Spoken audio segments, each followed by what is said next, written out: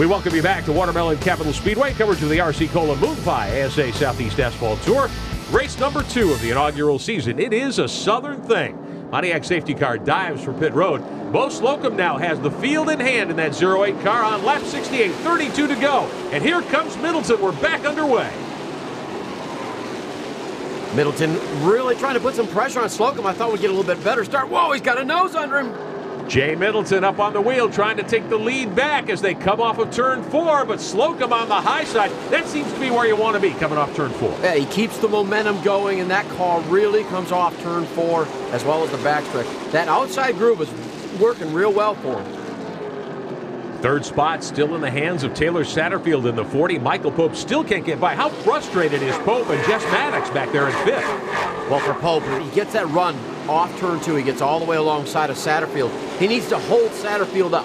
Keep his car, put his right front wheel in his door, hold him out there, and then get a better line going into turn 3. He'll be able to get off turn 4. What happens, he dives in too low and just can't get off the corner to be able to get up alongside Satterfield. Right here, he can hold him at bay. If he can move him up just a little bit and keep him out there a long, long time, he might be able to get it this time, carry the car down in there, slide it up, and finish it. He's got it this time. Michael Pope finally gets around the 40 car of Taylor Satterfield, and now the shoe's on the other foot. Satterfield has to figure out a way, but here comes Jess Maddox in the 89, that red and silver machine. He's going to try to pick up 4th spot. That Maddox car has made a lot of moves here tonight, or this afternoon. Oh, a little bit loose right there, but he's the guy that really has been on a charge. Back one more position, the 41, Brandon Johnson. That's the white car with the red numerals. He and Preston Peltier side by side. They fight for position here. Great racing all around the Speedway at Watermelon Capital. Second ever race for the RC Cola Moonpie ASA Southeast Asphalt Tour. Peltier gives up a spot there. Peltier drove that car down in there really hard, had to use a little bit more brake, and the car got loose. Oh, trouble. Caution waving again. Again, it's the 47, Trey Mitchell III out of Wimberley, Texas.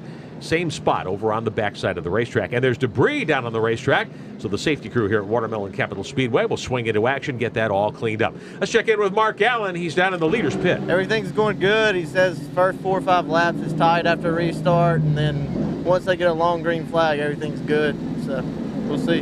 How confident are you holding off everyone behind him for the win? Should be good. We just heard that maybe the 74 is having some issues, so we'll see how it goes. I think if Slocum would put some heat in those tires, I think his car would come to life a little bit quicker. He better be careful because Middleton's all over him. Battling out of turn 2, Slocum is the race leader. Middleton second, Michael Pope in third, Satterfield fourth. Your Enterprise Rent-A-Car running order, top of your screen. Oh, contact as they exit the corner. Middleton got into the 08 car. Everybody stay straight, and we're okay. But the concern is for Jay Middleton's race car. Mark Allen following the situation on pit road. And Rick, we have been able to confirm what Reed was alluding to about problems on the 74 car. Jay Middleton's power steering went out on the last restart. So that car is now a handful. I think the thing is there, you want to keep that steering wheel as straight as possible. If you have to saw to the right, it's really hard to turn these cars to the right when the power steering is gone. Now, these race cars weigh less than 3,000 pounds, so it's not like you're driving a cup car that weighs 3,400, but still, these cars make a lot of horsepower. They're hard to guide around the racetrack. Well, you're turning left all the way around the racetrack, so you're constantly pulling. Contact over on the backside. The 23 of Paul Kelly goes around. Whoa, one car barrel rolling off the backside. That is the 47F of Chris Fontaine. Huge wreck on the backstretch. Another car sustains heavy damage. And it's our 6th caution of the day with 24 to go. The red flag will wave here at Watermelon Capital Speedway. Both drivers moving around over there. That's a dangerous spot with no guardrails. Everybody stopping on the racetrack. There's the spin by Kelly. The 31 and the 83 get by. Let's take a look here at what happens. They were already wrecking behind him. Everybody's checking up, trying to get the brakes, want to stop before they run into the 23 car. And when it did, all heck broke loose. The 07 over there, Jeremy Mullinax. Let's take another look on board with Fontaine. He is just a passenger. We lost our onboard camera. They're trying to get Fontaine out of that race car. Fontaine was on the outside, couldn't see that there was a spin in front of him, and really was blind when he went into it. The other car involved heavily damaged. Steve Renner's 02. He's out of Perry, Georgia. That's Renner's machine losing a lot of the bodywork. Both drivers okay. Mark's caught up with Chris Fontaine. Chris, I have to tell you, I'm happy to be doing this interview after what we just saw. What in the world happened? I'm not sure. Everybody checked up in front of me, and I guess my left front hit their right rear.